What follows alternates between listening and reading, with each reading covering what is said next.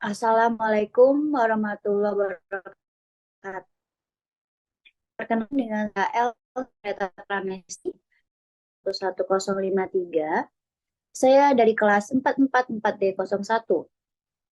Baik, di sini saya akan mempresentasikan tugas dari Corporate and Human Relation yang berjudul Analisis Gaya Komunikasi Tokoh di Dunia. Di sini saya akan menjelaskan apa sih gaya komunikasi itu. Gaya komunikasi adalah kombinasi dari berbagai komponen seperti pola suara, gerak mata, ekspresi wajah, agar dapat berkomunikasi dengan baik. Gaya komunikasi kita harus fleksibel, disesuaikan dengan situasi dan gaya komunikasi orang yang kita ajak bicara. Menurut Norton dalam Allen 2006, gaya komunikasi dapat didefinisikan sebagai cara seseorang dapat berinteraksi dengan cara verbali dan paraverbali untuk memberi tanda bagaimana arti yang sebenarnya harus dipahami atau dimengerti. Gaya komunikasi adalah jendela untuk memahami bagaimana dunia memandang seseorang sepenuhnya sebagai suatu kepribadian unik. Berikut adalah controlling style. Yang kedua, the equalitarian style. Yang ketiga, the struggling style. Yang keempat, the dynamic style. Dan yang kelima, the lingering style. Dan yang terakhir adalah the withdraw style. Baik, faktor yang mempengaruhi gaya komunikasi menurut Sapir. Yang pertama yaitu kondisi fisik, lalu yang kedua peran, yang ketiga konteks story, dan yang keempat kronologi, baik, dan yang kelima bahasa, 6 hubungan, dan yang terakhir adalah kendala. Karakter gaya komunikasi. Karakter orang terbuka atau lebih sering dikenal dengan extrovert, yaitu orang dengan karakter ini lebih suka mengarahkan energi dan perhatian terhadap dunia luar. Yang kedua, karakter tertutup atau introvert. Orang introvert memiliki pemahaman baik terhadap dunia dalam diri mereka, fantasi, mimpi, dan persepsi yang bersifat individu.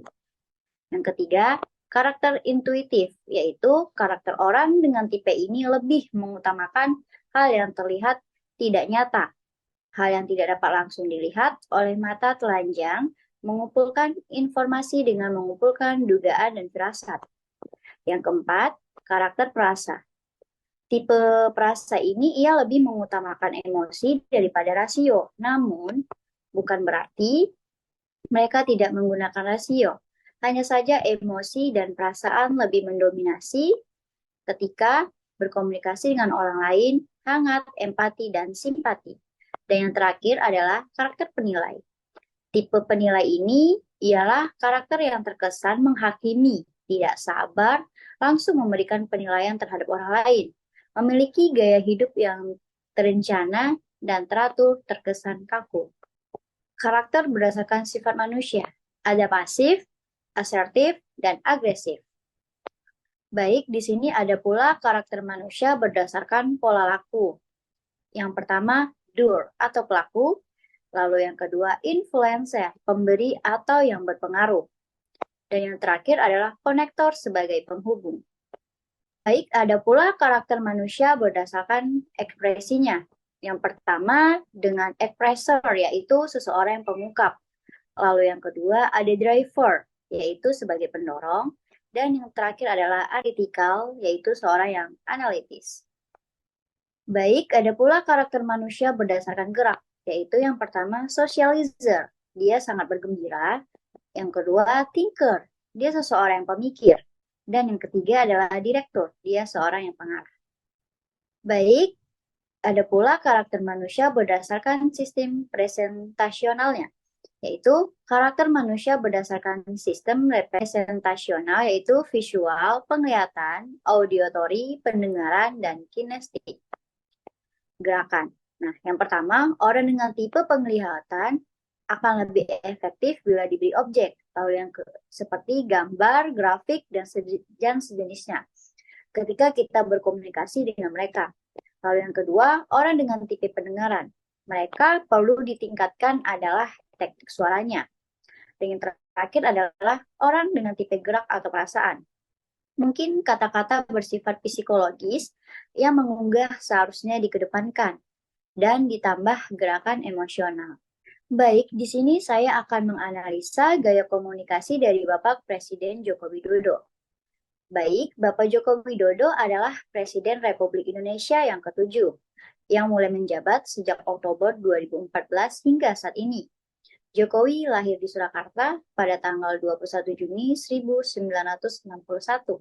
Analisa gaya komunikasi pada Bapak Presiden adalah dilansir dari Jurnal Inovasi Ekonomi dan Teknologi Informasi, volume 1 nomor 1 pada bulan Maret 2020, di mana gaya bicara Bapak Jokowi menggunakan intonasi gaya bicara dengan penyesuaian terhadap lokasi dan suasana, yang dimana bisa kita dengar Bapak Presiden Jokowi kerap sekali menggunakan nada tinggi, serta beliau juga menunjukkan ketegasan melalui raut muka dan tangan yang diacungkan dengan jari telunjuknya. Nah, ketegasan inilah dapat kita lihat dari saat beliau berpidato dalam menanggapi sebuah peristiwa pilu dan aksi terorisme bom bunuh diri di 3 gereja di Surabaya, yang dimana beliau langsung menegaskan akan mengesahkan undang-undang jika DPR juga belum mengesahkannya. Selain itu yang bisa kita lihat dari keramat tamahannya, di mana saat beliau selalu tersenyum lebar saat turun ke lapangan dan menyapa rakyatnya. Dan tak hanya itu, kita juga bisa menilai dari gerak jalannya yang menunjukkan bahwa beliau adalah orang yang sangat sederhana. Bicara lemah lembut bukan berarti beliau orang yang lembek dan cepat menyerah. Akan tetapi berbicara lemah lembut, walaupun tidak langsung menjawab permintaan dan keluhan warga yang saat itu ditemuinya, namun bisa memberikan makna ketenangan batin. Bahkan cara berpakaian Bapak Jokowi juga terbilang sederhana, selalu menggunakan kemeja putih tanpa corak yang identik, dengan kebersihan dan ketulusan. Sebelumnya kemeja kotak-kotak sebagai ciri khas pendukungnya saat menjadi Cagup DKI maupun Capres RI periode 2015 hingga 2020. Jaket hijau bomber yang sampai sekarang viral dan menjadi trendy di kalangan kaum muda maupun tua. Batik sudah pasti. Lalu, etika berbicara pada Bapak Presiden Jokowi patut ditiru. Latar belakangnya lahir besar di kota Solo yang terkenal dengan bicara yang lemah lembut. Kesimpulannya adalah, dari sudut pandang teori yang telah kita bahas, maka ada beberapa kesimpulan. Yang pertama yaitu, Bapak Jokowi adalah seseorang yang memiliki karakter gaya yaitu introvert, karena beliau tidak terlalu banyak bicara dalam mengemukakan sesuatu. Yang kedua, faktor gaya komunikasi Bapak Jokowi termasuk dari gaya bahasa, yaitu bisa dilihat dari mana Bapak Jokowi menggunakan bahasa yang lemah lembut, serta ditambahnya kronologi Bapak Jokowi yang berasal dari tanah Jawa, di mana orang-orang Jawa terkenal dengan keramat tamahannya. Yang ketiga, berdasarkan gerak di mana Bapak Jokowi termasuk socializer, yakni pengembira, di mana beliau selalu tersenyum saat menyapa rakyat-rakyatnya, serta selalu tersenyum lebar. Yang keempat, berdasarkan ekspresi, di mana Bapak Jokowi termasuk orang yang analitis, terlihat dari pengamatannya bahwa dalam kasus teror bom bunuh diri, Bapak Jokowi mengamati langsung, bahkan akan melayangkan sebuah keputusan. Baik, sekian presentasi dari saya. Kurang lebihnya mohon maaf. Saya akhiri. Wassalamualaikum warahmatullahi wabarakatuh.